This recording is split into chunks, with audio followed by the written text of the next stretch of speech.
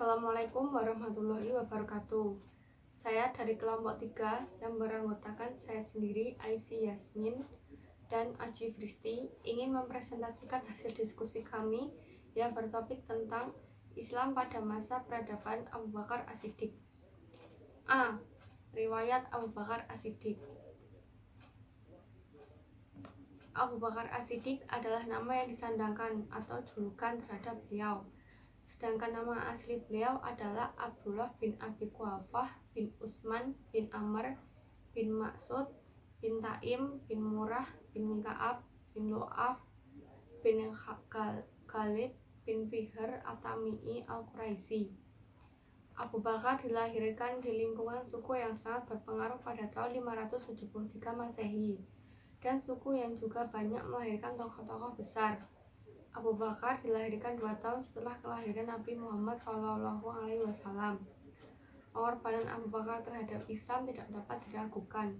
Abu Bakar adalah sahabat Rasulullah SAW, sedangkan istrinya Qutailah bin Abdul Al-Uzza tidak menerima Islam sebagai agama, sehingga Abu Bakar menceraikannya. Sebagaimana yang juga dialami oleh para pemeluk Islam pada masa awal ketika peristiwa hijrah saat Nabi Muhammad SAW pindah ke Madinah tahun 622 Masehi, Abu Bakar adalah satu-satunya orang yang menemaninya. B. Abu Bakar menjadi khalifah. Jabatan beliau yang pertama selesai bersamaan dengan wafatnya Nabi Muhammad SAW. Aturan-aturan yang jelas tentang pengganti Rasulullah tidak ditemukan. Yang ada hanyalah sebuah mandat yang diterima Abu Bakar menjelang wafat Rasulullah untuk menjadi imam. Sesuatu yang masih merupakan tanda tanya terhadap mandat tersebut. Mendengar berita ini, akhirnya sahabat Abu Bakar dan Umar bin Khattab sangat terkejut.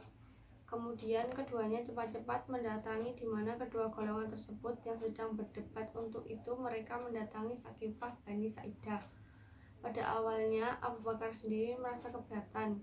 Kemudian Umar bin Khattab memegang tangan Abu Bakar sebagai tanda pembaiatan dan diikuti oleh sahabat Abu Ubaidillah. Setelah kedua sahabat selesai, maka diikuti oleh seluruh sahabat yang ada di Saqifah Bani Sa'idah, itu baik kaum Muhajirin maupun Ansor. Dirikanlah sholat, semoga Allah merahmati kalian. Pidato yang diucapkan setelah pengangkatannya menegaskan totalitas kepribadian dan komitmen Abu Bakar terhadap nilai-nilai Islam dan strategi menilai keberhasilan tertinggi bagi umat sepeninggal Nabi.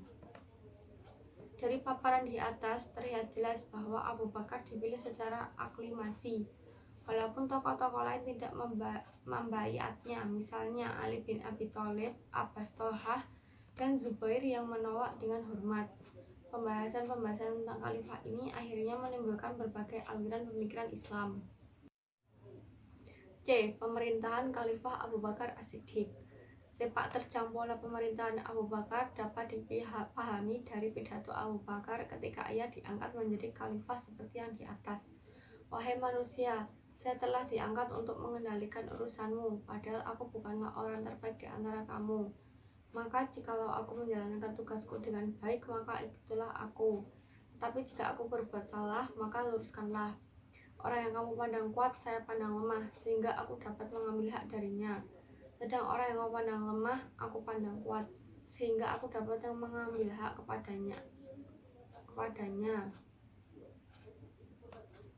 Ucapan yang pertama sekali yang diucapkan oleh Abu Bakar ketika dibaiat ini menunjukkan garis besar politik dan kebijaksanaan Abu Bakar dalam pemerintahan. Pada awal pemerintahannya, ia diuji dengan adanya ancaman yang datang dari umat Islam sendiri yang menentang kepemimpinannya. Untuk mengembalikan mereka pada ajaran Islam, Khalifah Abu Bakar As-Siddiq membentuk 11 pasukan dengan pemimpinnya masing-masing. Setiap pemimpin pasukan mendapat tugas untuk mengembalikan keamanan dan stabilitas daerah yang ditentukan. Ikrimah bin Abu Jahal diberi tugas untuk memerangi Musailamah Al-Kadzab, seorang kepala suku yang mengaku sebagai nabi. Jurabil bin Hasanah mendapat tugas membantu Ikrimah sebagai pasukan cadangan. Muhajir bin Umayyah diutus untuk menundukkan sisa-sisa pengikut Aswad al-Ansi, orang yang pertama mengaku sebagai nabi di Yaman. Arfajah bin Harsamah ditugaskan untuk mengembalikan stabilitas daerah Murrah. dan Oman yang terletak di pantai selatan Jazirah Arabia. Su'aid bin Muqarrin diperintahkan untuk mengamankan daerah Tihamah yang terletak sepanjang pantai Laut Merah.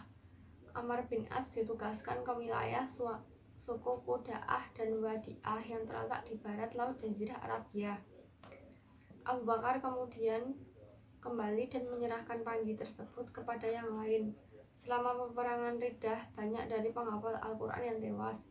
Pola pendidikan pada masa Abu Bakar masih seperti pada masa Nabi, baik dari segi materi maupun lembaga pendidikannya.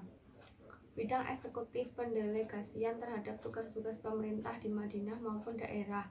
Pada amir tersebut bertugas sebagai pemimpin agama, juga menetapkan hukum dan melaksanakan undang-undang dengan mengorganisasikan pasukan-pasukan yang ada untuk mempertahankan eksistensi keagamaan dan pemerintahan yudikatif. Fungsi kehakiman dilaksanakan oleh Umar bin Khattab dan selama masa pemerintahan Abu Bakar tidak ditemukan suatu permasalahan yang berarti untuk dipecahkan. Sosial ekonomi sebuah lembaga mirip Bait al-Mal.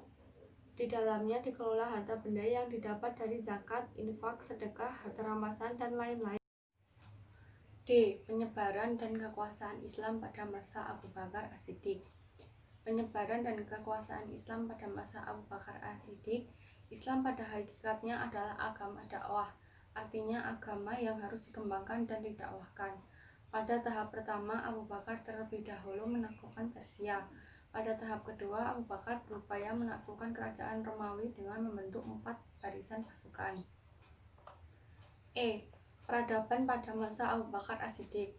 Bentuk peradaban yang paling besar dan luar biasa dan merupakan satu kerja besar yang dilakukan pada masa pemerintahan Abu Bakar adalah penghimpunan Al-Quran. Umarlah yang mengusulkan pertama kalinya penghimpunan ini.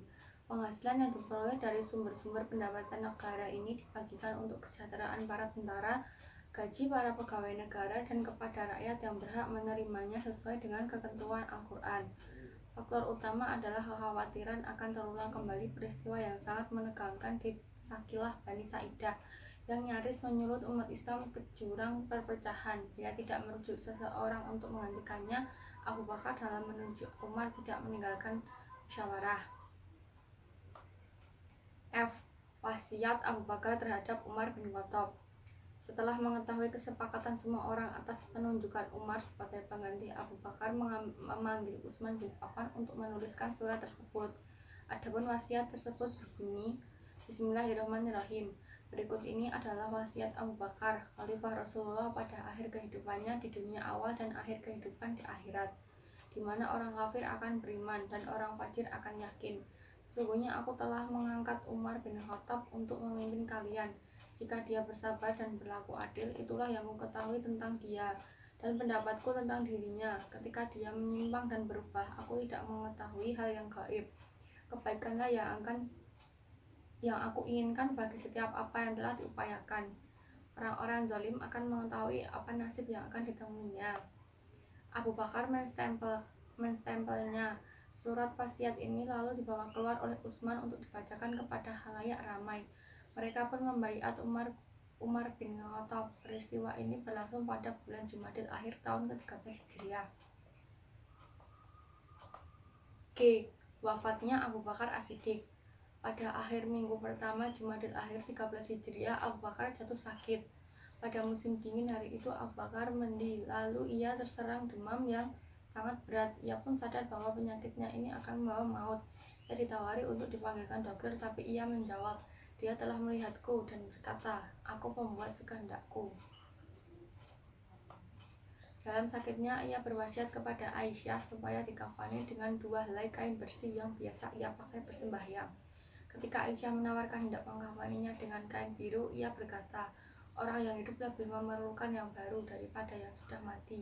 Kapan itu hanya buat cacing dan tanah. Setelah 15 hari lamanya menderita penyakit itu, wafatlah Abu Bakar As-Siddiq pada 21 bulan Jumadil akhir tahun 13 Hijriah, bertepatan tanggal 22 Agustus tahun 634 Masehi. Lamanya memerintah 2 tahun 3 bulan 10 hari. Dikebumikan di kamar Aisyah di samping makam sahabatnya yang mulia Rasulullah SAW.